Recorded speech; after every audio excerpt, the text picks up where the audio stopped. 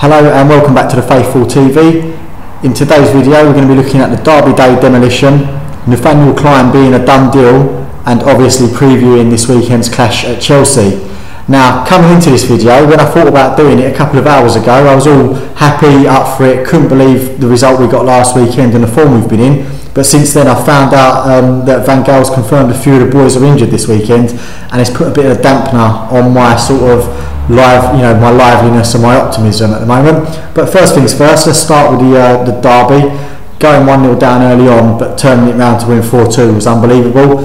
I've got to say, the most optimistic United fan out there would never have predicted a 4-2 victory. Yes, City are struggling along and we were in good form. Before the game I predicted we would win, but never in a million years did I think we would go from 1-0 down to be winning 4-1, and it could have been 5 or 6. We looked very, very good. There's a certain purpose about the way we're playing now.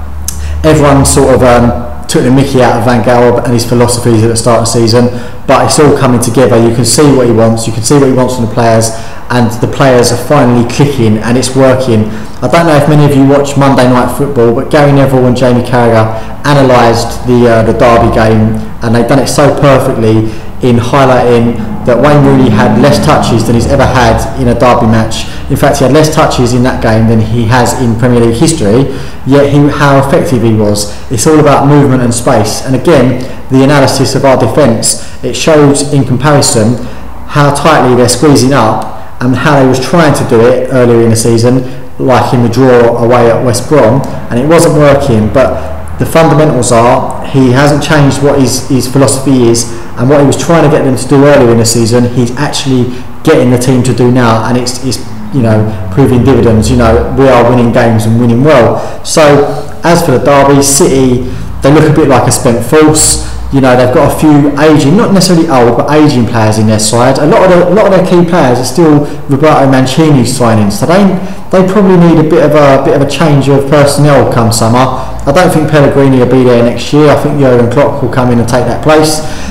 his place. But in terms of United City Red versus Blue, you couldn't have asked for more. It was a great day and a great victory.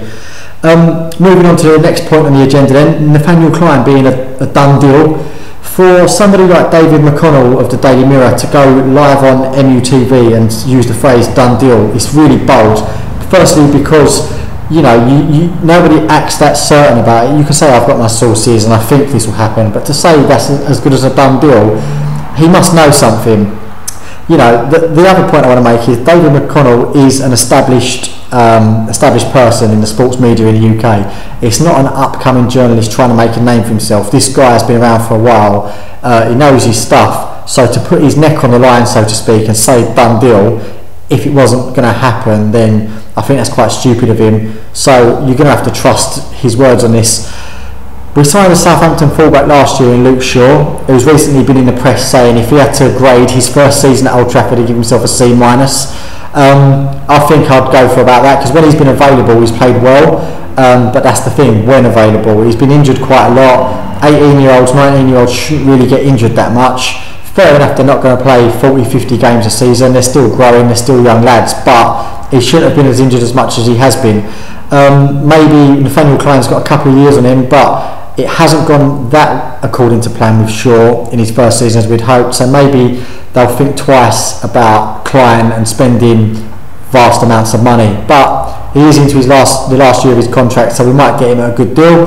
I prefer Clyne over Dani Alves. There's been a lot of rumours that Alves will come our way in the summer. I think Dani Alves would struggle with the pace of the game in England.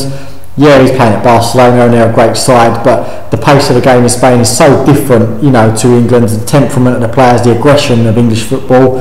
I don't think he'd be up for it at the age of 31, 32. I think he'd come over here and get a payday and probably wouldn't perform. But I've been wrong about his things in the past, so maybe it would be Alves, but personally I'd go for Clyne. Now, the last thing on the agenda for this video is a Chelsea preview. Now, everything I had down to say is out the window, because Chelsea will win the league. I don't think we're going to make any suggestions that they won't. They are so far ahead of everybody else with a game in hand.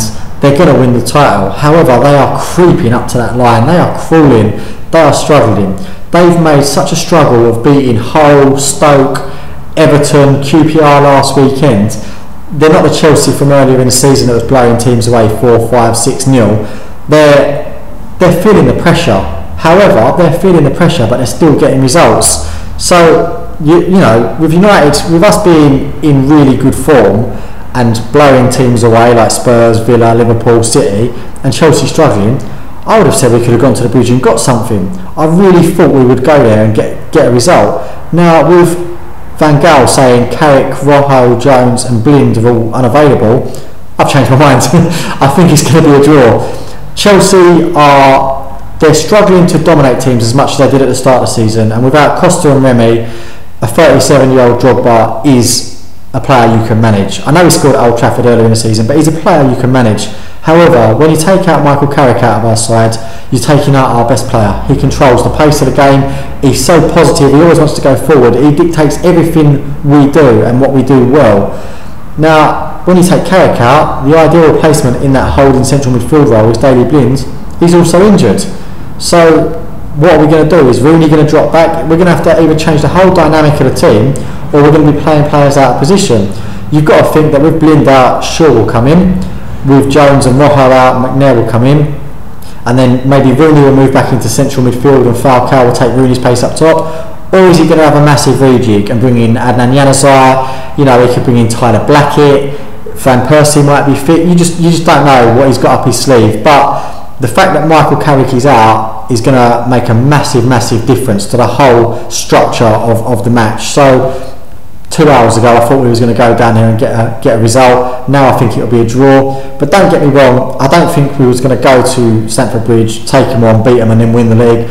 I'm adamant Chelsea will still go on to win the title. I just think that we're the form team in the league at the moment, and we would have nicked something from Stamford Bridge. So I'm going to say that'll be 1-1.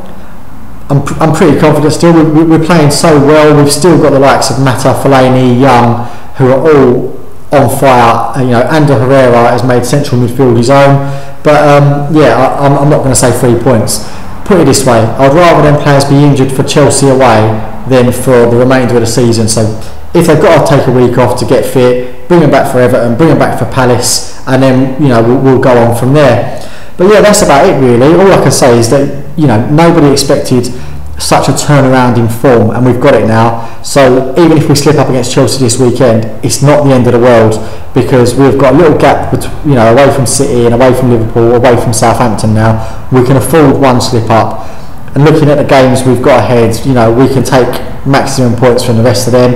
But yeah, I'm an optimistic United fan at the moment. All season I've said the title will be Chelsea's, with City second, us third and Arsenal fourth. Still think it's going to be that top four, just not sure in what order anymore. If you want to talk to me, I'm on Twitter. It's at Nathan W. That's NATHONW. Keep watching the Faithful TV. Subscribe to the YouTube channel. Speak to all the guys on the site, and see you at Stamford Bridge tomorrow. Ta.